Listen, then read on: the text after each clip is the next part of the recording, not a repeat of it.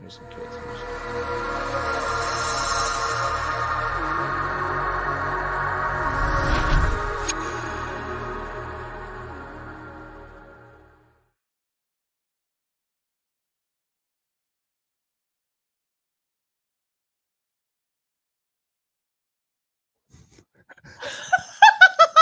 "12 technical difficulties later, and this is a Star Wars Stuff podcast." Where we talk all things Star Wars. My name is Colin. And I'm Ray. And we're here to talk about Star Wars in 8K. In 8K. We're in 8K. We heard your complaints about the camera being blurry. We're not blurry anymore. Yeah. Let's go. Anyways, we have a decent amount to talk about. We have the entire season finale of Ahsoka to kind of just reminisce about and, you know, kind of be sad about, be excited about the future of Star Wars. And then also the Old Republic remake. Is it canceled? We're about to talk about it. Let's start with the Old Republic. Now, I know you're not a gamer. Nope. Okay. So that game has it's got a lot of history, but the remake, the announcement trailer, you know, happened a couple of years ago. Everyone was excited about it. It was going to be on PlayStation 5. Everyone's freaking out. It's great. Things slowly happen behind the scenes that make it just kind of go down. And they had the announcement trailer on their social media accounts, including YouTube. They just took it down. Yes, which is sad because that's actually something that I was looking forward to, because of when you remake a game, it's kind of a remaster of the original, but with some different things. And then that was also going to have like a bunch of, to me, it was going to be in a better department for the graphics. And that's something that I was really excited, because that game is fantastic, but taking an old game and remastering it is something that I always love. If they would remaster the original Star Wars Battlefront 2, oh man, I would be over the moon. But so it sounds like the game is no longer happening with this studio. Okay. So there's always the potential it could come back through a different studio. Yes. So there's hope a little bit, but yeah. But something that we've learned, especially within the last past couple of years, is that for gaming studios, sometimes they like to announce things early. A fine example is Star Wars Eclipse. That game trailer was fantastic, and everyone was so excited. But then all of a sudden, it was just like, actually, this game isn't coming out until maybe 2026. Actually, 2027. Actually, 2028. Isn't that kind of what happened to the Lego game? Yeah. Don't get me started on that. Because so it's possible. Yeah. It might just be a really long time. Well, the thing that was happening with the Lego game was that COVID kept pushing it back, because we were actually supposed to get the game on May 4th. Well, in 2020, we were supposed to get it in April, and then it got pushed back, and then we didn't get it until 2022. I was not happy. Yeah, no, I'm well aware. But yeah, so that Old Republic remake is still in the works. Hopefully it goes to a new studio, but right now it sounds like they're kind of trying to think of another way to kind of bring it back to life, because they've had so much happen behind the scenes and all that stuff. Now, was the trailer that was posted only through the studio's accounts? Or did Star Wars / Disney Lucasfilm post something on their end as well that's been taken down? I believe that's also been taken down. Okay. Well. Yeah. So then my guess is it's something not on the game studio side, but the Star Wars side. Maybe. Like they might have pulled out of that studio and are going to a different studio potentially. Okay. In that case, you'd want a new trailer because the game would change. Yeah. Maybe.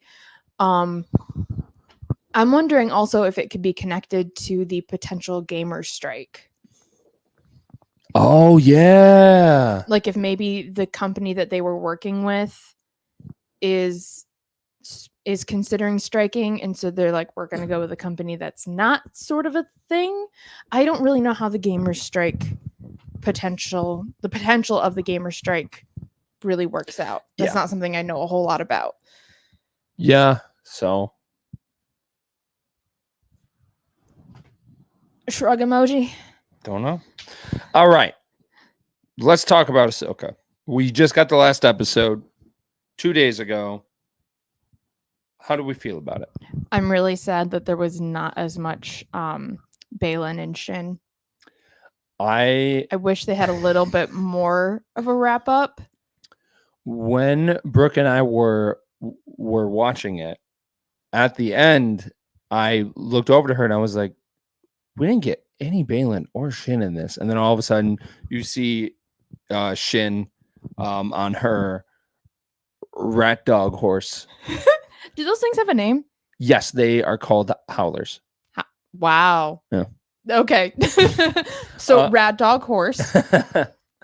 Yeah. So yeah. And I was kind of anticipating the kind of end that Shin was going to have because she's so conflicted. Mm-hmm. So to me, it kind of makes sense that she's like, you know what? I'm just going to lead these people. So some people said that she was holding up her lightsaber to kind of fend off the like to say, hey, I'm not a threat. But to me, it was, I am now your leader. It could also be a bit of both. Yeah. Yeah. But the main thing that people are talking about, which again, we got Force Ghost Anakin. That was fantastic. Mm-hmm. Loved it. We had Balin and this awesome moment of where he's got a super cool cloak. Yeah, where did that come from? I don't know because I don't remember him wearing it, but that's got fur in the back of it, and that just screamed Game of Thrones and Lord of the Rings. Especially that view that he had on the statue because the way that he was looking out in the distance, it looked like he was looking at Mount Doom. And I was like, well, oh, okay. The way his face was angled mirrored the statue behind him. And I just kept like looking back and forth, like, is there supposed to be some like symbolism or like similarity here? Yeah. But yeah, I noticed the cloak right away because it has color. And I mean, Shin has a little bit. She has some gray in there. But Balin doesn't have any color in his outfit. No. It's all shades of black and gray. And so that cloak stood out to me right away because it was a pop of color. And one must always have a hint of color. So someone said that Balin clearly skinned a howler. I'm not going to say you're wrong. I mean... that's kind of sad. But I mean, honestly, where else would he get one such short notice? Because it didn't come with him. Yeah. So wow. Yeah. But the big reveal was that the statue that he was standing on was the father. And then there was a statue right next to the father, which is the son. Now, isn't that Clone Wars? Yes. That really confusing, like, borderline meta episode of so Ahsoka, Obi-Wan, and Anakin went to Mortis, and that's known as the Mortis arc, and it gets all types of confusing because the father is the one that actually keeps balance of the Force, but at the end of it, spoilers if you haven't read it, I mean not read it, watched it, honestly, I would watch that episode, and then you actually get more into a tiny bit of that in Rebels in the last season. But basically, the son, after the daughter gets killed by the son really wants to escape and just wreak havoc on the galaxy. And then the father stabs himself.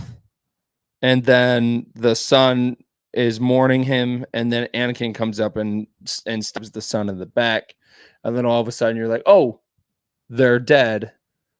and now the force is unbalanced because the dark side has prevailed, and then that's like a hint at that's why the Empire rises to power. Order 66 happens, and all that stuff. It all leads back to that moment, and that's also hinted at because Ahsoka sees the daughter in her spirit animal form, which is Morai, and then after that, you see Balin standing on this statue. He looks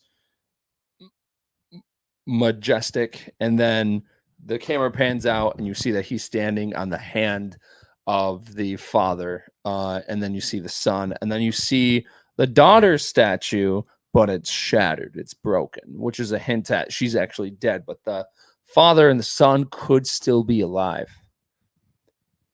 Okay, well, now you got me thinking. If the death of the father and son caused unbalance in the Force, then is Anakin really the chosen one? Because he's supposed to bring balance to the Force, not cause the unbalance of the Force. Well, at the end of Return of the Jedi, Anakin redeems himself by throwing the Emperor off into the chasm, and he dies, and then the second Death Star blows up and all that stuff. But now you have to think about we go to the sequels, we get all the way to Episode 9, the Emperor's alive. So what the sequels did is they kind of tarnished of what the chosen one was, what Anakin did.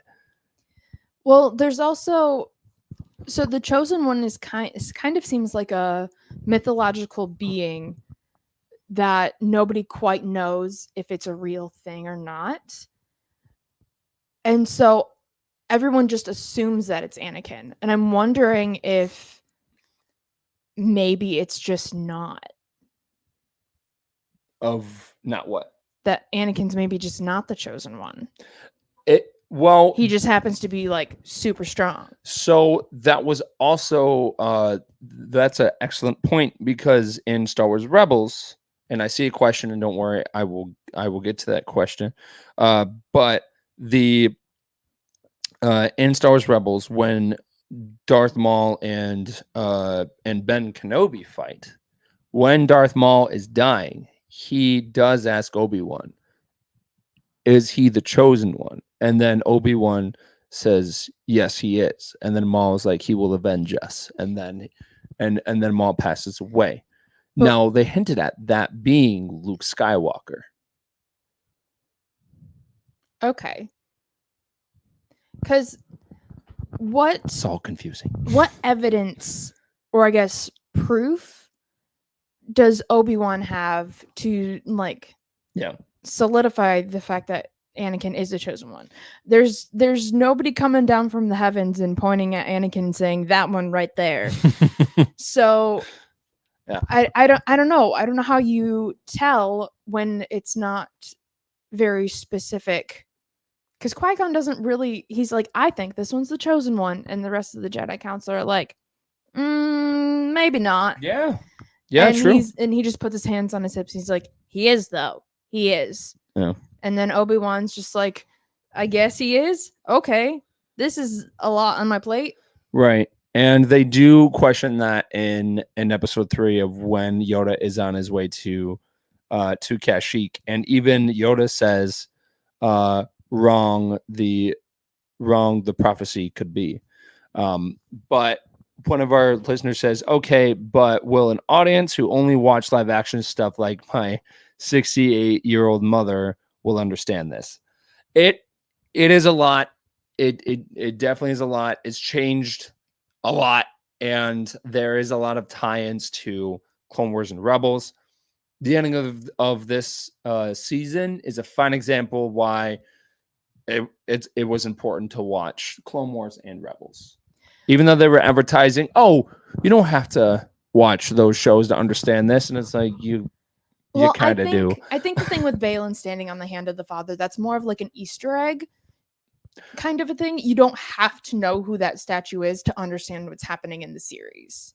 True, but the world between worlds is tied to that. And we first saw that in Star Wars. I mean, because I remember when an episode came out and a lot of people had questions like, oh, hey, we've got, this time traveling, time traveling thing, vision thing, where she's a kid now, and you've got this blue, like, kind of skywalking thing, or what, no pun intended, but what's going on with that? And my answer was, watch Star Wars Rebels season 4 and you'll understand. Just watch Star Wars Rebels and you'll understand what that is. Oh, see, I don't know anything about the world between worlds, and I understood what was happening. Okay. It was like, oh, she's kind of hanging on the verge of death. Right. And she's seeing visions. So what you're saying is true from a certain point of view, because that is your favorite phrase. It's one of them. It's all up to interpretation. Yes. And the thing about the world between the world between worlds is the fact that it's kind of a time traveling portal realm. So you walk through, you see different portals. That's how Ahsoka is alive, because Ezra was walking by one and he saw that Darth Vader was about to kill Ahsoka. So right before Vader was about to kill her, Ezra pulls her out of that timeline and saves her life. Yeah. Ooh, yeah. Time travel getting messy. Yes. So when we saw that in Ahsoka, I was like, okay, how did she get here? But then to me, it was like, oh, she's in purgatory. She's on the verge of death. She's trying to, and the only way to bring her back is to kind of do what Kylo Ren said, to let the past die and just kind of move forward and accept what happened and not let it, kind of control your actions, but let it build you as a person and help you move forward. And I think that's what she did. And that's why after that, I feel like most of the audience was like, that's Ahsoka. She's acting like how she acted in Rebels, how she acted in Clone Wars. She is more snippy than normal. And it's because she let that guilt of her feeling responsible, what happened to Anakin, go. And then James Herrera, he sounds like an all right guy. He says, but Anakin did tell Rey to bring balance back to the Force like he did. Yes. But I don't think he brought balance. That was the original idea from George Lucas. George Lucas, like, he wanted to go back to episode 1, 2, and 3 to show you the story of who Anakin was before he became Darth Vader.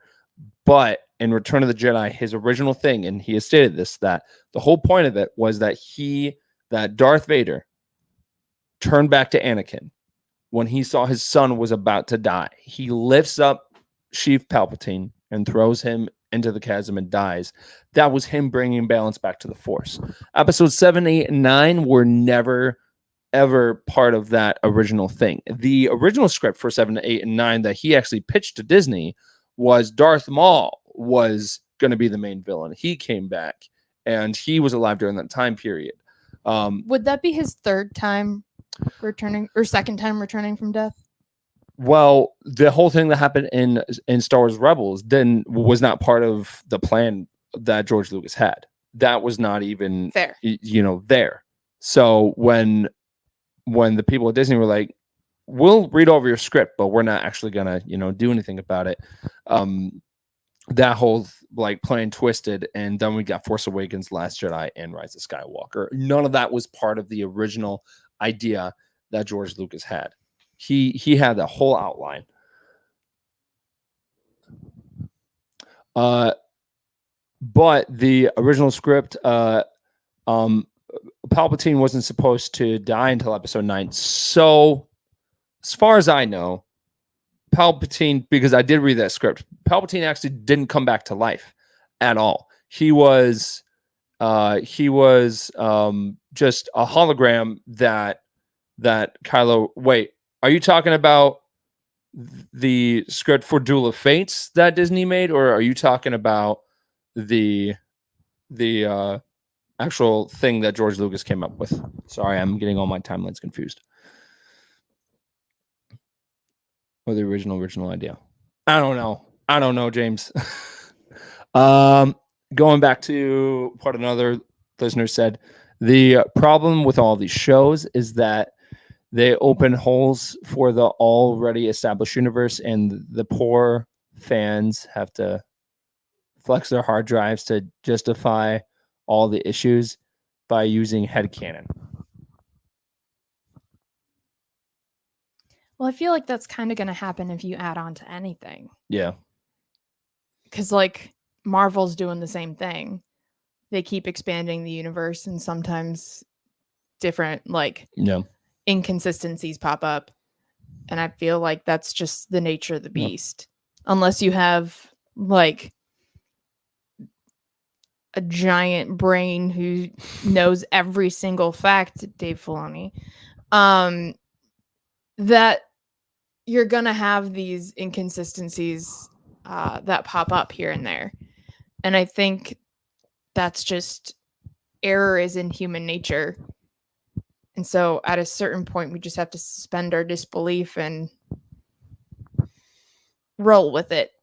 Yeah. Because nothing can ever be perfect. No. And nobody's going to see it the same way.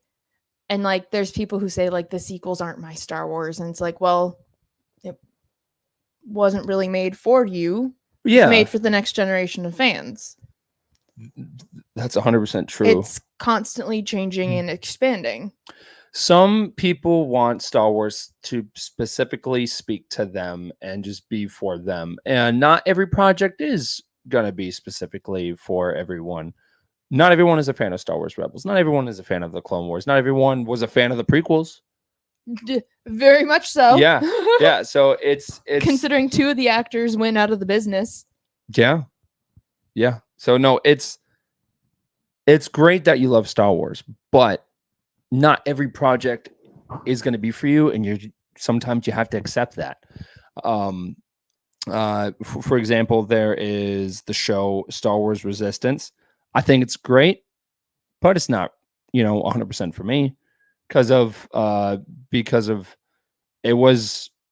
it did have some involvement by Dave Filoni, but it didn't feel like the other projects. So I was like, oh, okay, I'll still watch it, but it's not my 100% thing. And then people are, upset that they didn't like it. And I'm just like, not every project is for you. Yeah. And you just got to accept that. But yeah. Yeah, no, I think just the small things that happened in this last episode for Star Wars episode, in this last episode of Ahsoka was the fact that we got that father and son Easter egg, because it's a small Easter egg, a small cameo, but that says a lot. That says a lot about Balin's journey and what he's trying to do. So I don't know. I think, oh man, there's a lot that I'm excited for, but I'm also sad because Ray Stevenson is no longer with us. Yeah.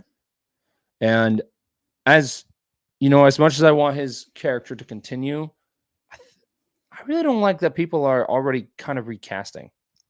I think he did such a good job in that role. I think the only way I would want to see that character come back would be in a book or an animated. Yeah. I don't know that I'd want to see another actor try and replicate that. I mean, you'd have to find somebody like perfect. Yeah. And I think Ray Stevenson was that. And I don't know that you can top it. I agree. I just don't like the whole fan recasting thing right away. I mean, people didn't wait. And I was just like, guys, you need to give this show a second to breathe. Mm-hmm. So I was all right with that. This is a big one. One of our listeners says, so all Star Wars content in the future is not for Star Wars fans. I don't know if that bodes well. People don't want to settle for mid. I agree with you on Marvel. The difference is there's only 6 stories. Beyond that, I respect, and we'll have a decision whether to like it or not. Personally, I didn't like all 3 films. all of the sequels, but I love the Mandalorian season. Yeah, so you are agreeing with what we're saying because not every Star Wars show or movie is going to be everyone's favorite. That's what we were trying to say. Um, uh, because I still love Star Wars. Are the sequels my favorite thing in the world? No, but I still like it, and that's totally okay. Um, it's okay not to like something, but to take it out on other people for not liking something that you like is, to me, is wrong.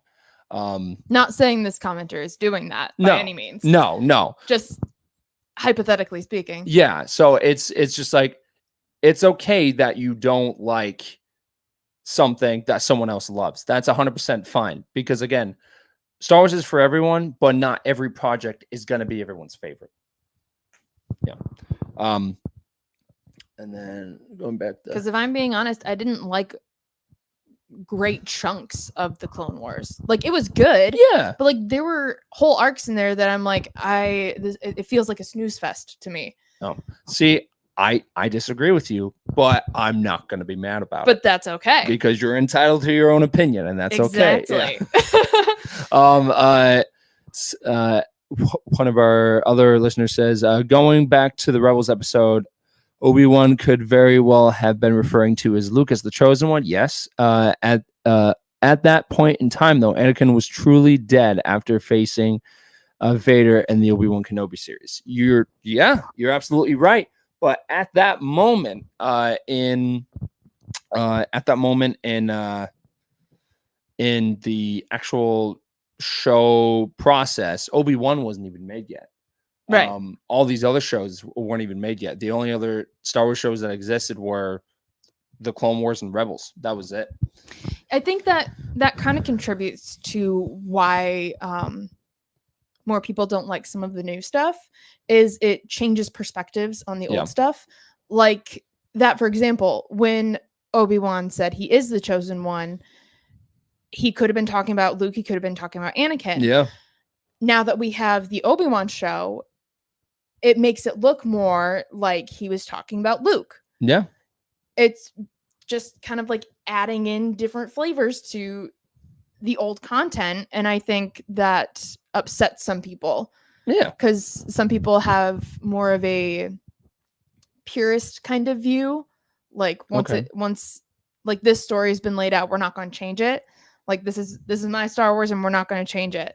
Oh. Which, I mean, is fair, but if you hold that belief too firmly, I think you're severely limiting the future creativity.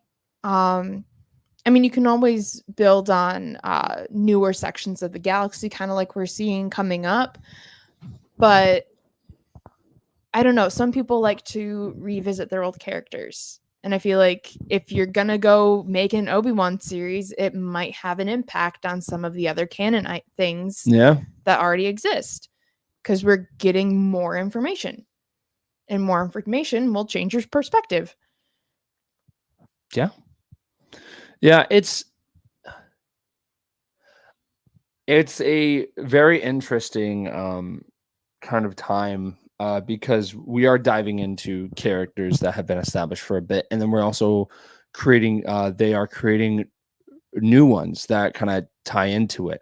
For the life of me, after episode 1, I never thought I was going to see Darth Maul on the screen again. And here we are. He just keeps popping up in different projects, kind of like throughout the different things in the timeline.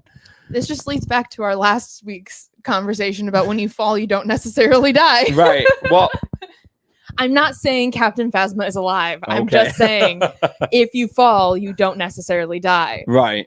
I think in Star Wars, if you don't see the body, there's always a chance. However small. Of what you're saying is true. From a certain point of view. You can't say I'm wrong. So yeah. So overall, what did you think of the series? I liked it. Even though I didn't have like full context into like the backstories of Sabine and Ezra, I was able to pick up on enough because they gave me enough context clues Okay. that it was very easy to understand how important this was and what a big deal it was and how these characters are so like close to each other. It makes me definitely want to go watch Rebels even more. Yeah. But I think it did, because we had talked before the show came out that we weren't sure how spoon-fed the information would be for people who hadn't seen Rebels.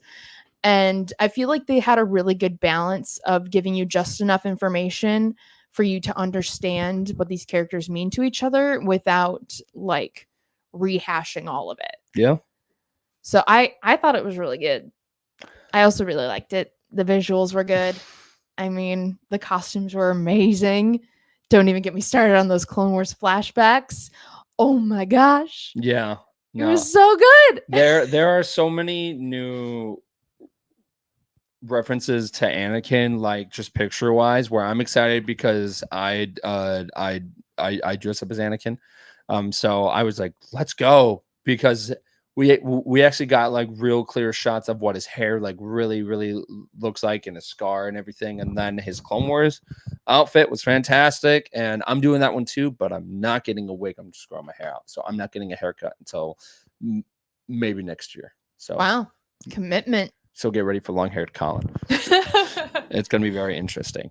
But yeah, no, I thought the finale was great. Having Anakin come back as a Force ghost in the end, I thought that was great. I love how I didn't say anything. Do you think Ahsoka saw him?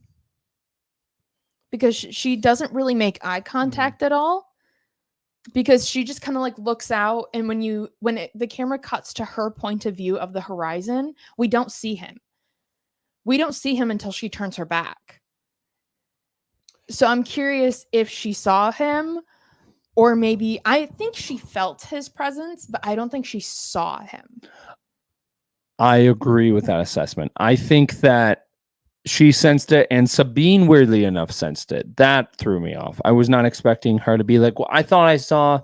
Well, she's Force sensitive. Well, yeah, but then it's just like, then why didn't Leia see or sense the Force ghost at the end of Return of the Jedi? It's which that's a whole other thing.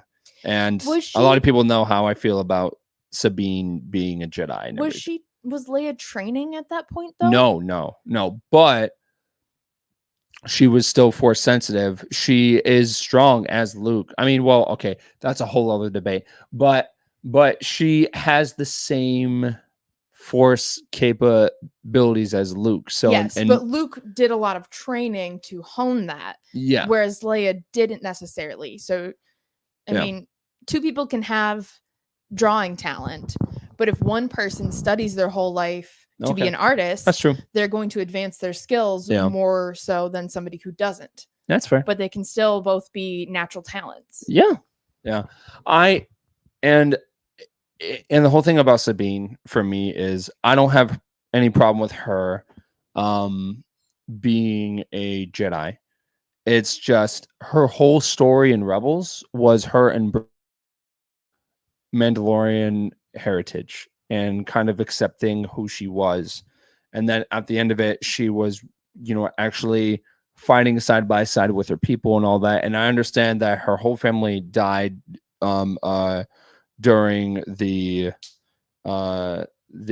second Battle of Mandalore and all that stuff. But her whole journey was accepting who her heritage was, and her becoming a real Mandalorian. And there's even a line in this finale of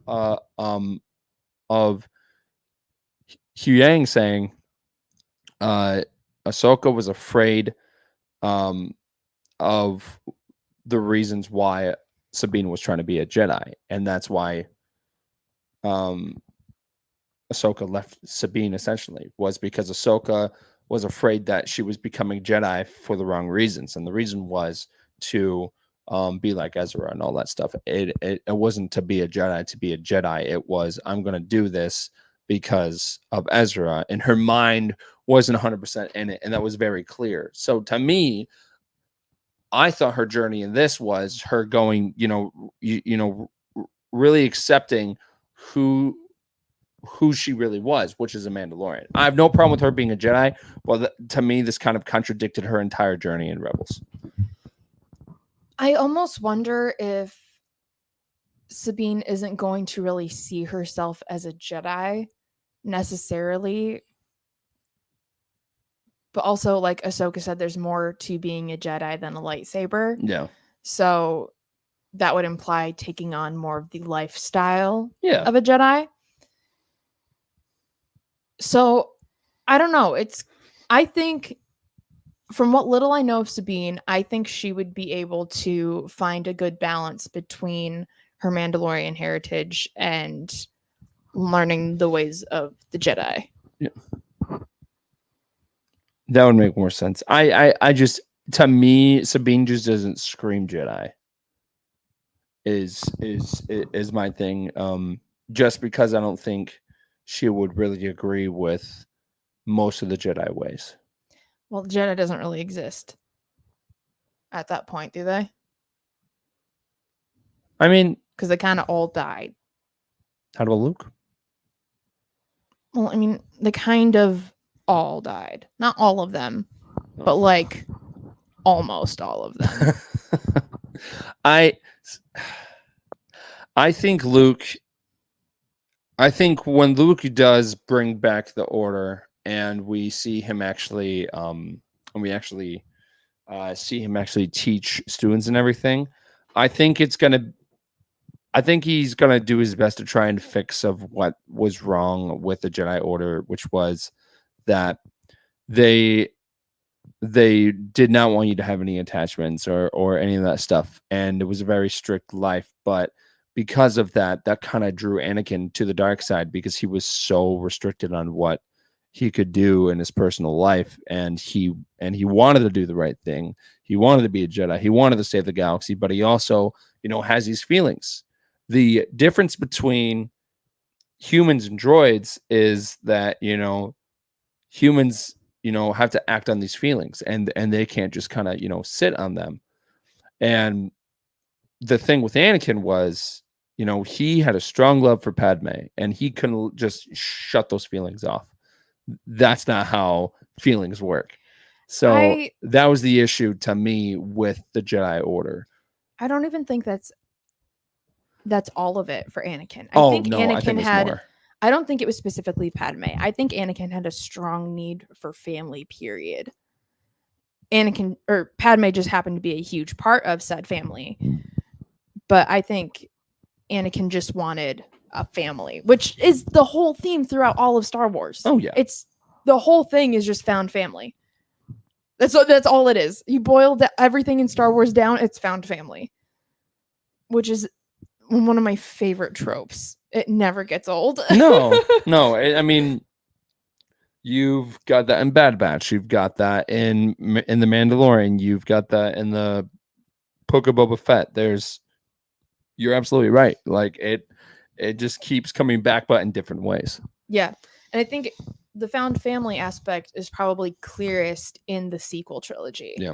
Because especially through Finn and Rey, because Finn was a stormtrooper. He was taken from his family, and he finds a new family in the Resistance. Rey lost her parents and gets a new family in the Resistance, quite literally, as Leia passes on the Skywalker legacy to her, and she gives Poe the Organa legacy and Ben the Solo legacy. Yeah. So it's all about found family, man. Sabine's comment for Anakin's Force Ghost as the title of a new Star Wars book that was just released. I haven't read it yet, and wait. What was the comment? That's a new title.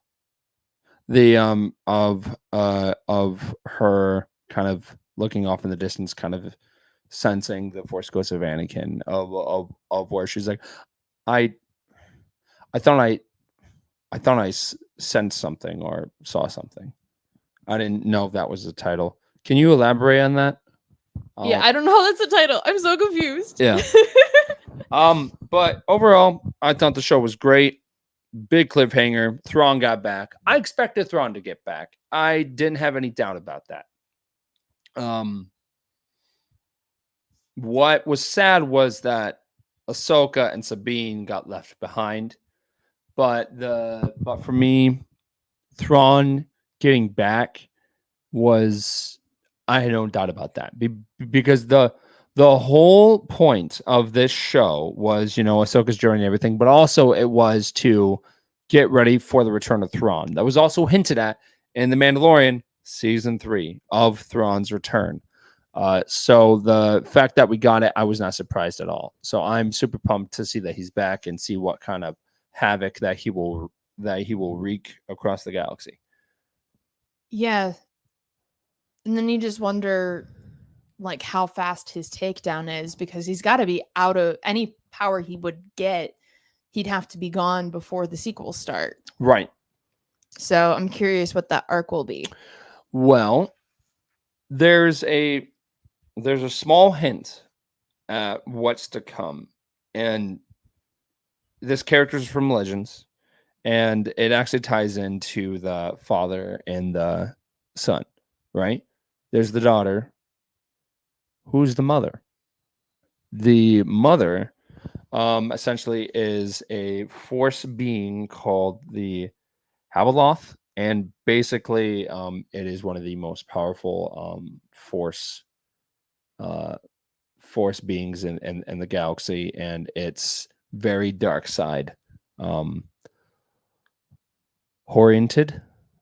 So if that character comes into play, that's going to change a lot of the way that we look at the Sith and the dark side and all that stuff. So this unknown mother is just like superior dark side energy. Yeah. Good for her. Yeah. I will read the description for those who don't know. That would be me. Havaloth. Oh, I think we got an answer on the title. Star Wars: The High Republic: Shadows of Starlight is the new book. Shadows of Starlight was Sabine's comment. Oh, yes. Shadows in the Starlight. Oh. Is what she had said. Okay. I remember that now. Thank you. Okay. All right. So Havaloth is a self-styled as the beloved queen of the stars, and also known as the bringer of chaos, and was an extremely powerful force user. I love anything that's going to bring chaos. Yeah. Chaos is my middle name. And if she's on the planet of Pridia, where Balin and all of them are, and Balin, somehow releases her into the galaxy to wreak havoc, she's gonna rival Thrawn, and that's gonna be a whole other thing of chaos. So yeah. It could be really interesting to see. I'm excited. Because we don't have pop culture's track with female villains is very weird. We don't have a lot of like long lasting female villains. Like in Marvel, we had like Hela, right? Yeah. She was there for one movie. And like all of your overarching villains, like a Darth Vader or a Loki or a Thanos or Darth Maul, they're all male. So I'm curious to see if we get that and how they'll approach it. True. I mean, again, this all leads up to the sequels, so yeah. So she's gonna have to go away real fast. Yeah. Well, like it's not real fast because we could get a lot of content out of it. Yeah. But like timeline wise, her section of the timeline is relatively short. Yeah. Because there's an end date. Huh. It's going to be a very interesting couple of years, because they also haven't even greenlit officially a second season of Ahsoka. I really want it, and Ashley Eckstein is crossing her fingers for a season 2 cameo. So, well, I mean, yeah, she's gotta. I'm surprised that they didn't sneak her in the first one. I know, and I was waiting for it, and we didn't get anything, and I, I really, really hope that she gets some type of involvement soon, and the live action stuff, because she, if it wasn't for her, yes, Dave Filoni did create the character, but Ashley Eckstein was the one that brought her to life. Yes. So I want her to have some type of involvement, Yeah. because she is a great actress, but she's also a wonderful human being, and I've been very lucky to meet her a couple of times. So I really want her to be involved going forward in the at least season 2, or maybe the Dave Filoni movie. Involved somehow. Somehow, in some way. Just get her in there. But speaking of the Dave Filoni movie, there's a lot on the horizon.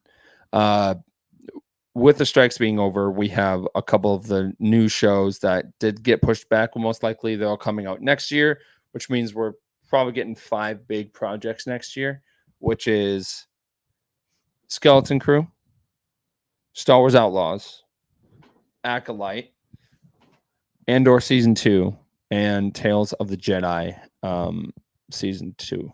What including the and Andor Season 2, Tales of the Jedi Season 2, and Bad Batch Season 3. Well, the writers' strike has ended, but Yes. the actors are still going. Yeah. That is what I was talking about. So we might not get new content because you have the writers, but you don't have the people playing the characters. Yeah. So still waiting. Yeah, just looking it up right now. SAG-AFTRA negotiations are going to continue on Friday. Likely Friday and next week. So yeah, it looks like they're still going, so who's to say how long it'll be?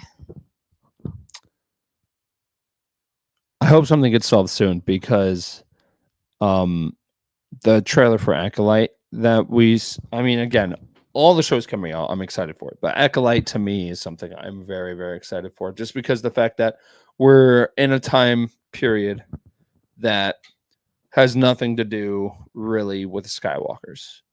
It is taking place during the High Republic. It's going to show the fall of the High Republic and go into the into the prequel era, and kind of show you of what happened to make the Senate and the Jedi Order to be the way that they are during that time period. Because there's a lot of lightsabers, there's a lot of deception, there's a lot of new lore towards the Force, and I'm very, very excited for it. And we are getting a Wookiee Jedi in live action on screen. Nice. Yeah. So that's pretty cool. Yeah. I'm excited as a costumer, seeing some of the art of the High Republic era. Yeah. It's similar but so different too. It's very bright, light, and clean. And so I'm very curious to see how they translate it to film. Yeah. I just need new content, man. Not that I have the time to watch it. Right. Oh man, yeah. And then we're getting Andor Season 2, which we know that's the final season, because it will lead into Rogue One, which means that we'll probably see Cassian meet up with K2SO, and which is great. I love that. I love K2. I'm definitely expecting some type of Rebels cameos in that show, and I know that the first season kind of strayed away from that, but at this point they'll be overlapping. They will be 100% overlapping to where they really won't have a choice to avoid it. So we'll probably see Hera, we'll probably see Chopper, and some very mature tone, because that's what Andor was. Have you seen Andor? I saw the first episode. Okay. It it honestly feels like a HBO Max show on Disney Plus. I'm going to be honest. However far I did watch, it didn't really hook me. I felt like that in the first 3 episodes. Okay, so just keep going. Yeah, because of it was very slow, and it was definitely a new look on Star Wars. It's just very different. It was a new take. Yeah. Yeah. I love Andor. I actually just got my Narkina 5 prison suit from Andor approved for the 501st. Nice. So, yep. So I am going to submit that over to the Rebel Legion here shortly, and that will be my first Rebel Legion costume approved. So, yay! One of us. Yes. So I am very excited. So I love that show. Well, I mean, hey, I am really, really, really tempted by a Shin, and that would be my first dark side costume. Do it. That would be. I've already seen some people have made some foam builds and everything of that already. People are drafting up like the 3D models for 3D printing and drafting up sewing patterns and everything. I'm waiting until there's more resources. Yeah. Because I am not emotionally or mentally equipped enough to go through a second build with no resources. Yeah. Doing Sabe's battle decoy with absolutely no resources available to me the first time was rough. Yeah. I think the only reason I got through that project was because it was a quarantine project. Right. It took 14 months. And that's not including research. That's 14 months of building. Wow.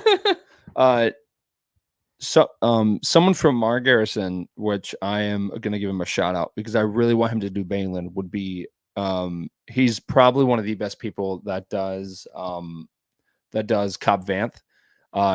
Don Kuhn. Yeah. Don Kuhn would be a great Balin. Let's go. That would be dope. I would be so excited for him because every time that he puts in Cobb Vanth, I'm just like, oh my God. It's perfect. Yeah, no, he slayed that. That looks fantastic.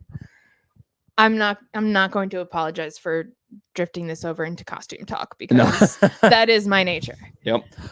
And if you want more costume content, go and check out our TikTok. Ray and I are running that. We're having a blast with that. We're back. We were gone for a bit, but we are definitely posting more content on that. It's gonna be a little crazy because I was given control. You give me a mic and a camera and things will get chaotic. Hey now you're not fully in control. I'm there too. I am. Until I change the password. Don't.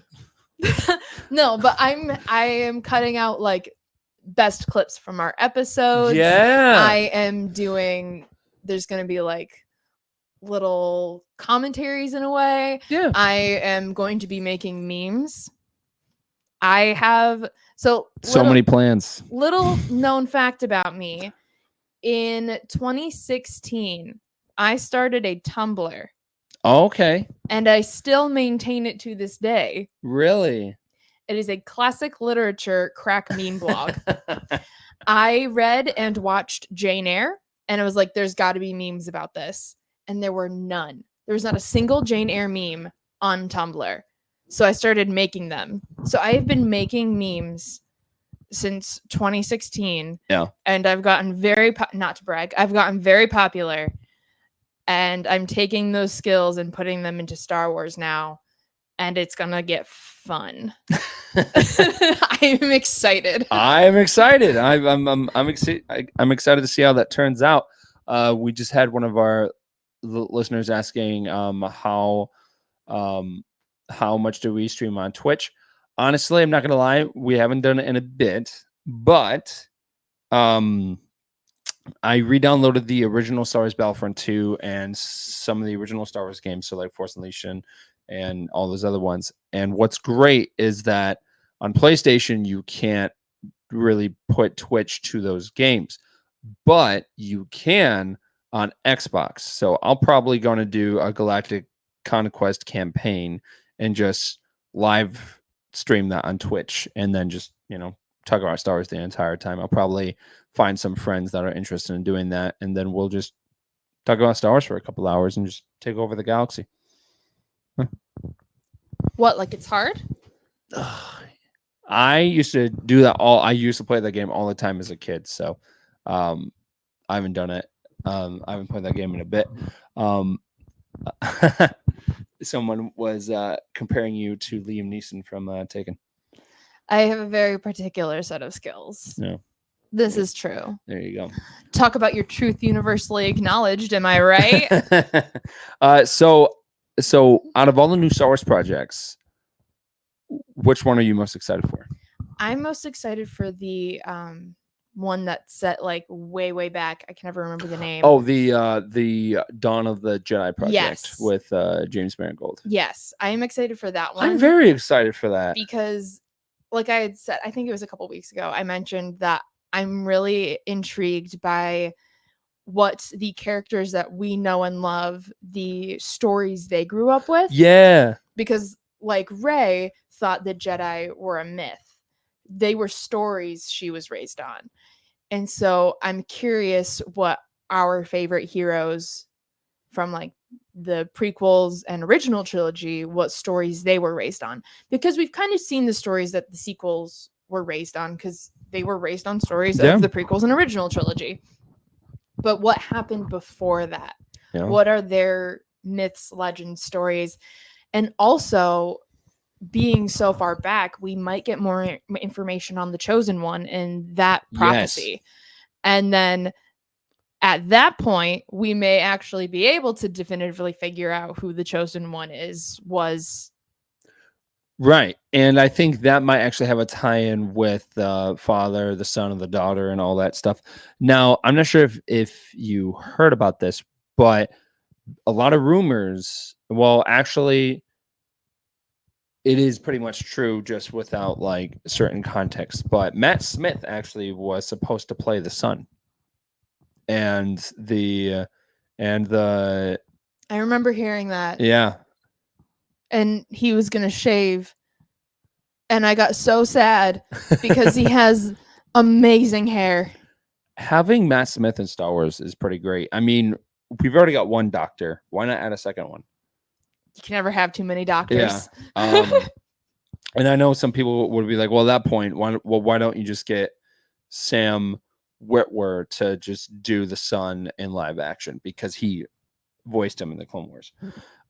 But I think having that kind of lore added to the Dawn of the Jedi of where they're like, here's the father, here's the son, here's the daughter, here is Habeloth and all that stuff. And then maybe it takes place on Peridia.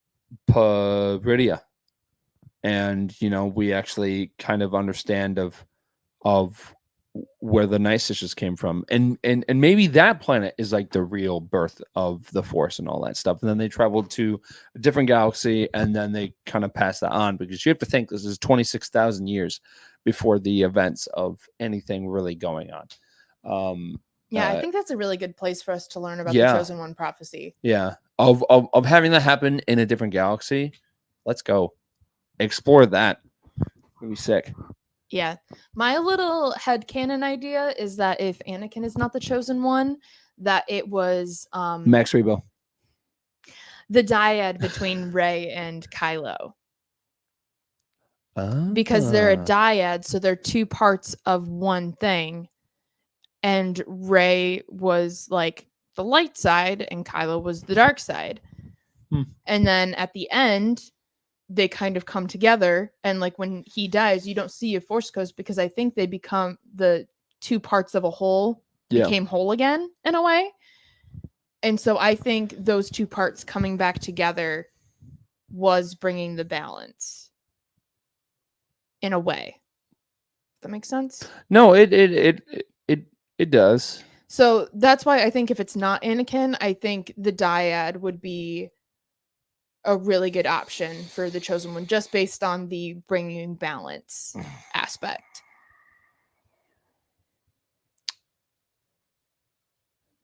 I understand what you're saying. I don't know how I like that though. just because That's fair.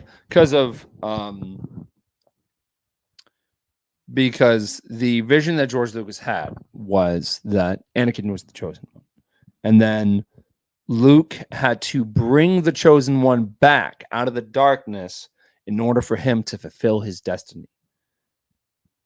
I see that. Yeah. So what happened in the sequels was, to me, that kind of tarnished Anakin's journey of him redeeming himself and bringing balance back to the Force by taking the evil out of it.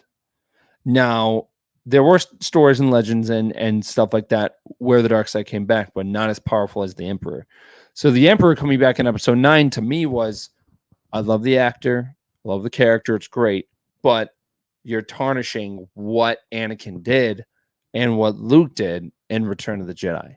You're going backwards. To me, things that happen in the sequels kind of, you were changing things that have been established for over 40 years. I don't think it really tarnishes it, because Anakin Vader did not make a change for the galaxy. He got rid of Palpatine to save his son. He wasn't doing that for the galaxy. Oh, none of that mattered at that point. Right. But in the end, the result was still the same. He still did bring balance back to the Force by taking the Emperor out, even though it wasn't for the galaxy. But he also doesn't have a legacy of that. Like, there is no legacy of Vader turned and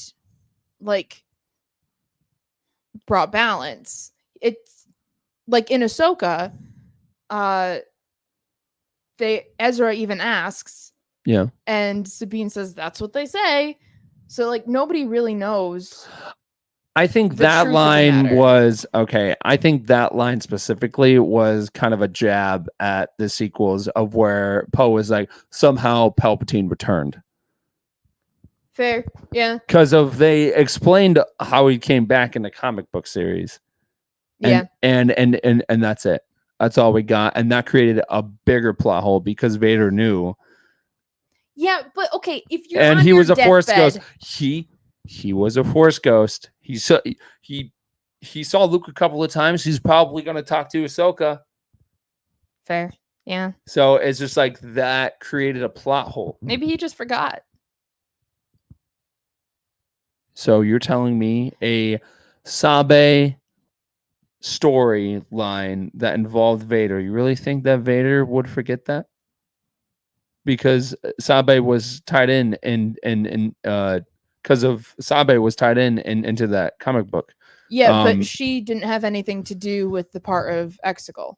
You're right, but right before that, Vader was with Sabe. So you really think that he would forget his time with Sabe, including, and then leading up to him going to Exegol? Who's to say? I don't know, because those are very separate events. If he was, I haven't finished. I'm not up to date on those comics. And you made a costume? And you didn't? Oh my goodness. Yes. I made a costume based on the first set that they released. And then in the second set where Sabe is featured, they changed her color scheme. Her pants were green. Now they're gray. Her vest was cream. Now it's bright white. She could have a costume change. Nah, she just used a lot of Tide, is what it looks like. She could go to her closet and be like, I'm gonna wear the same outfit but different colors. It's not unheard of. Did you see all the capes that Lando owned? I mean, the handmaidens have a very, very wide array of costumes. I mean, Rabe disguises herself as a droid. Yeah. She has a droid costume. But yeah. Someone said that that Force ghosts apparently have bad memories. See? Maybe they do. We don't know much about Force ghosts. I mean, but still, again, Vader being on his deathbed and Luke actually kind of holding his dead dad. I, as a father would have been like, just to warn you about the trouble ahead. There's a whole planet that has a bunch of star destroyers under the ice, and the Emperor's not dead. He's alive. Okay, but he's not Hamlet. He's not dying, and then he's gonna be like, wait, I need to make a whole nother speech. And now I'm dying, and another thing. I'm just saying they created another plot hole because of that story. Tell me I'm wrong. That's true from a certain point of view. And there it is. It's come back at me. Someone was saying that they would love to see. They are asking if Hugh Yang would end up make an appearance in the Dawn of the Jedi movie. Maybe not in Dawn of the Jedi, just because of that's like the birth of the Jedi, of the dark side and the light side and everything. Maybe at the end, and maybe the person that is actually like the person that is becoming a Jedi, he ends up at the end he makes like the first droid, and the first droid is Hugh Yang or something, and then he helps younglings along the way to make lightsabers and all that stuff. But I'm suspecting that he's going to make a cameo in Acolyte. I would be very surprised if he didn't, just because he's been serving the Jedi Order for, at least over 1,000 years, probably even more than that. I'm just going to say, I don't know if he will, because his schedule might be booked, because he needs to be in Good Omens season 3, make it happen. That's a different point. Well, Acolyte's already been filmed. So, and all he has to do is show up and do a voice. True. Well. Yeah. But the Dawn of the Jedi has not. Well, yeah. So might not make an appearance there. Well, it could just be like a cameo thing. I'm not expecting him to have that big involvement in that, but to me, it would make sense if he had more involvement in Acolyte in some way, just because it's the prime of the Jedi. That's exactly what the High Republic is. They are, doing what Jedi are supposed to do, and they are keepers of the peace. They're not soldiers. They're not fighting anyone's war. Which I'm very interested to see them because of that reason, because we never really saw Jedis that way. Yeah. Did you say Jedis? It's not plural. Look, I'm from West Michigan. So am I. Myers, Barnes and Nobles, Rolling Stones. All right. But I mean, have you seen Good Omens? It's on my list. Okay. I watched the finale of Good Omens season 2, and it's like huge. I'm not spoiling anything, but it's big. And then I went and watched Ahsoka, and hearing David Tennant's voice, it took me so long to focus on anything other than David Tennant's voice, because I'm just sitting there thinking, Crowley? Well, here's my thing, is that I'm a big Doctor. I mean, I'm not like a diehard fan of Doctor Who, but I am a big fan of David Tennant as Doctor Who. So I have a hard time picking a favorite Doctor, but I think David Tennant takes the cake. Yeah. We just talked about that one. Is West Michigan the bacon of, or the, wait, what? Hang on. That's an interesting one. Is Western Michigan the bacon or the mitten? It's a mitten. Because of when we're like, hey, like I'm from here. Where are you from? I'm trying to figure out in the camera because it reverses. I've heard a lot of things, but not bacon. I don't know what that means. Huh. All right. Anyways. I know about pocket bacon. That's a Critical Role joke. I'm just bringing all sorts of fandoms into this podcast today. Okay. I was like, what is pocket bacon? But yeah. And then you got Andor season 2. Skeleton Crew, very excited for that. You've got Jude Law as one of the main characters in that as well.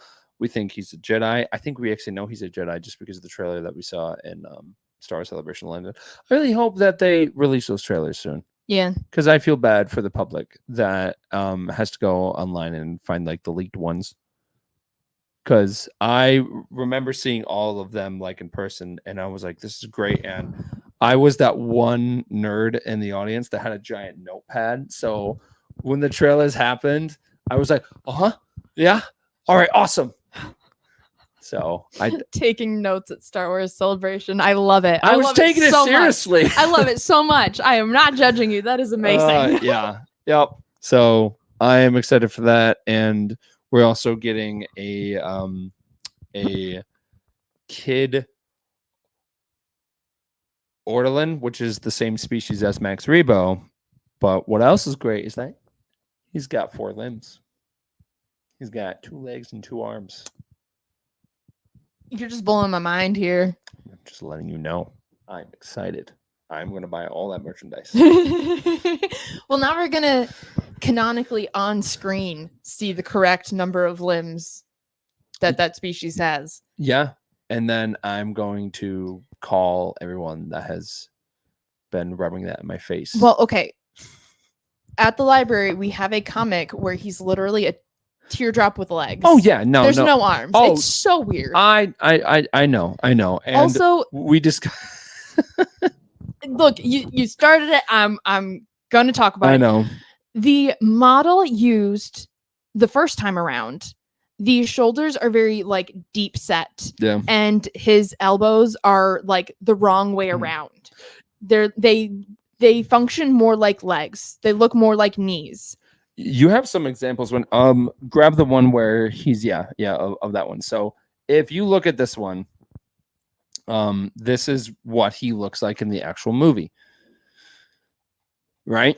So tell me, without seeing his legs, do those look like legs to you or arms? Well, that's a toy, first of all. So it's going to be sculpted to be like an arm. I know, but if you watch the movie and you look at it, this is what he looks like. Yes, but the way he like holds his arms, his elbows function a little bit more like knees. I'm not saying his arms can't be knee-like. It's a different it's an alien species. Who's to say how their bodily autonomy works? Right. His elbows function more like knees in the way that they bend and they're positioned. When you see him in Book of Boba Fett, I get really like uncomfy vibes from that one because it looks so different. The nose is so thin. The eyes are completely set differently in the head. He has full like humanoid shoulders. Yeah. And I'm like, no, bring back my wonky arms. I want the wonky arms. I don't want. They weren't that wonky. They're kind of wonky. It's unique to him. I'm not saying it's bad. They're wonky. They're not wonky. Don't. Wonky isn't bad. You are using it in a context that is upsetting my fandom for Max Rebo, and I don't appreciate your tone. Okay, his arms are different than standard humanoid arms.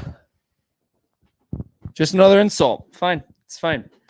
This is how he looks like. When you see him in Book of Boba Fett, he is just so different, and it's upsetting. So the main thing that's different about Max Rebo in the Book of Boba Fett is definitely his head. Yes, that's his main difference. And the ears coming from the head. Yeah. It's just upsetting. I appreciate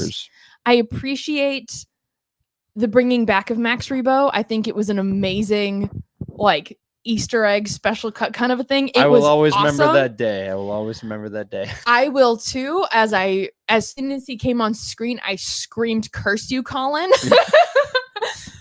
But I feel like they could have done a better job with the puppet. Yeah. It's just so different. It doesn't even look like Max Rebo. He survived the explosion. He went through a lot. It's a lot of plastic surgery. A lot of plastic surgery, and that's totally okay. It happens. But something that I want to point out is that there's the new story that came out, Tales of the Jedi, a certain point of view, Return of the Jedi, and Max Rebo is kind of depicted as a character that only has 2 limbs and he walks around. And then the music that he plays now is jazz. Now, something that I will say is that it has been said in the past about these books that not everything in the books are canon and are just stories. So, with that being said, there's a chance that what we see of what we read in the books and hear in the books does not really count because everything in live action and the TV shows always trumps that. Look, a certain point of view. The fact that his music is called Jizz is not my favorite Star Wars fact. It is in fact my least favorite Star Wars fact. Did you see me not say it? However, it is a Star Wars fact. Yeah. And it shall not be changed. Yeah. One of my actual favorite Star Wars facts, here you go, is the opera that Anakin and Palpatine attend in episode 3. What's it called? It's a Mon Calamari ballet. Yes. Called Squid Lake. Is it actually called Squid Lake? It's called Squid Lake. It's a Mon Calamari ballet called Squid Lake. Huh. Instead of Swan Lake. When I read that, because it was in a book I was reading, they were watching a production of Squid Lake. I actually had to set down the book and just take a walk. Squid Lake. Okay. All right. Huh. And then there was also that one time I was reading a novelization of The New Hope and it described Vader as taller than a tall man. And I was like, who wrote this? I mean, he is tall. But taller than a tall man? Yeah. That's so abstract. You just look like you saw a ghost. Also, Tatooine Sons. Yeah. They're called Tattoo 1 and Tattoo 2. I don't know about that one. At least they were in the book that I read. What book? It was a novelization of A New Hope. Was it one of the newer ones or older ones? It was a very old copy. Okay, so it's who's to say? So that's probably Legends then, because I was like, it's been weeded from the library that I work at. It's that old. Oh, so there you go. I mean, also there's apparently dogs on Tatooine because it describes dogs barking in the distance. Listen, in the Ewok movie, there were roosters, there was a llama, there were bunnies hopping around. All that was canon at one point, by the way. And there was also a 6-foot Ewok that had a battle axe, and yeah, it was a whole thing.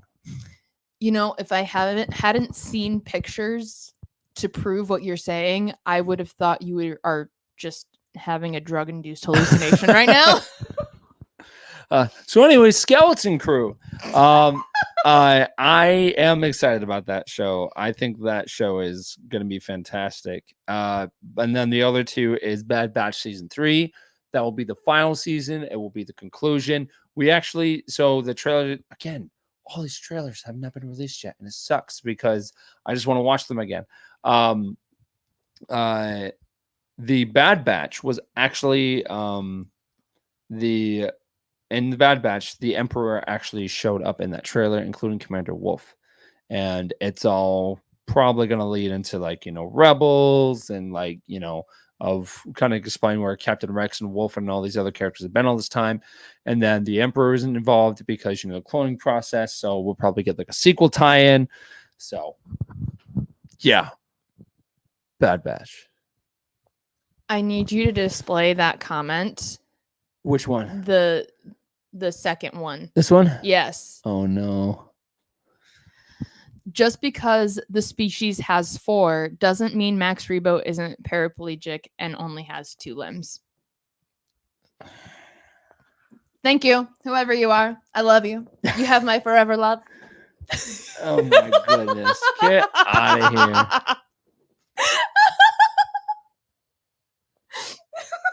What is this comment? The Max Rebo alien is surely being brought along for the humanoids to eat since they're lost in space, right? No, get out of here. No, What is that comment? I am calling that one no. No, No, they're not bringing a baby Max Rebo. It's gonna be like baby Yoda is baby Max Rebo. He's not a baby. He's probably maybe like, maybe 9 or 10. Baby Max Rebo is not being brought on Skeleton Crew for food. Unless he's a great chef. Get out of here. No. What if he is a great chef though? Instead of a musician, what if his talents are food? Okay, I just need to clarify. It's not actually Max Rebo. It's just his species. No, I know. But I'm not talking about Max Rebo. I'm talking about the guy from Skeleton Crew. Baby Max Rebo. If he ends up being a chef, I could see him wearing a chef hat. And he just controls the kitchen. I think it'll be fun. Not to completely derail this thing, like I haven't done that a million times. It's my purpose on this podcast. What if... Do you play D&D? I have played a match or two of D&D. Okay. What if Max Rebo's species functions like a bard? Ooh. And they have like a very specific talent to inspire people. And Max Rebo is like your stereotypical bard. He's a musician. But you can be a bard with food. My friend plays a toxic frog named Tony, spelled like phonetically, so it starts with a P. Like, it's insane. A toxic frog named Tony, and he is a chef bard, and he cooks food to inspire people. Wow. But if you touch him, you will die because he's toxic. Oh, jeez. And he's in the kitchen making our food. My goodness. Anyway, Max Rebo is a bard and has wonky limbs. Anything else you have to say? Tales of the Jedi Season 2. I'm excited about that. That's fun because I'm hoping we get stories that we haven't gotten yet. Maybe we get the story of Obi-Wan Kenobi, of young Obi-Wan Kenobi, so that way that we get Liam Neeson to come back as Qui-Gon Jinn. But maybe if we get a Baylan arc of where we learn about Baylan being a Jedi. I would love that so much. Yeah, there's so much that I would love to know more about Baylan because he's such an interesting character. Even though he's barely got any screen time, I'm just like, I want more Baylan. I think it's just the actor. He's so magnetic. Ray Stevenson crushed it. And that meme going around of him talking about the about being a Jedi, of where he's just like, I missed the idea of it. Yeah. Like of that one. It's just that line is so poetic to me. Like it's just like it's done so well because it's not really talked about besides maybe from Anakin and Ahsoka of why the Jedi Order was so corrupt and why it fell. And that one line just kind of states of like he misses the idea of it, but he doesn't really miss being a Jedi just because of what they became. Yeah. And I love that. And I think it's funny that it's a meme. So seeing Baylan in the Clone Wars, seeing Baylan being a Padawan, and maybe, having Baylan kind of walk around on Peridia and kind of leading up to the moment of where he gets to his destination, even if it's like 15 minutes of him just walking through like the mountains and him just reminiscing about old times, I would be fine with that. Yep. I would be 100% fine with that. Yep. Yeah, and just do that in the Clone Wars animation. Do it. It'd be great.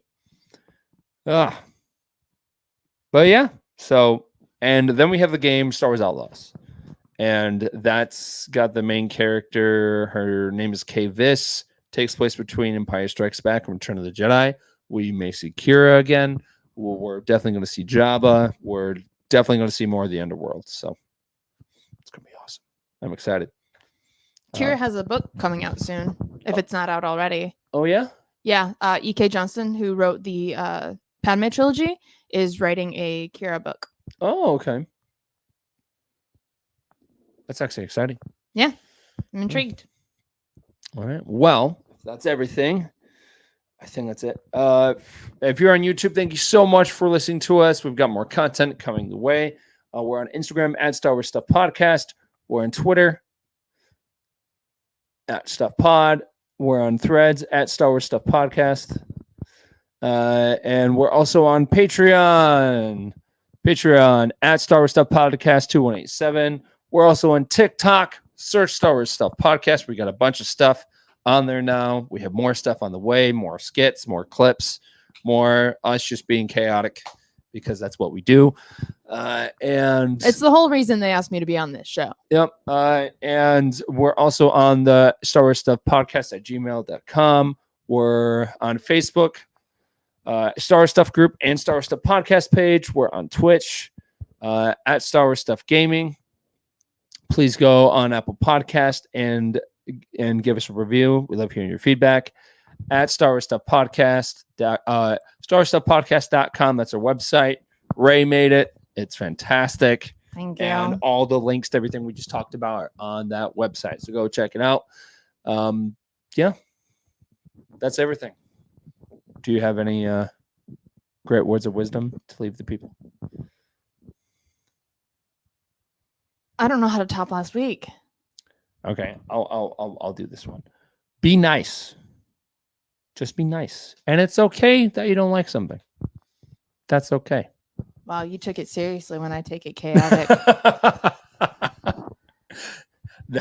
that wasn't pointed towards you. I was just saying being nice, but yeah, you say, hey, any last words? And I say, Max Rebo only has 2 legs. And you say, be nice to each other. It's okay if you don't like something. That is our energies in a nutshell. All right. Well, See ya. May the Force be with you. Always.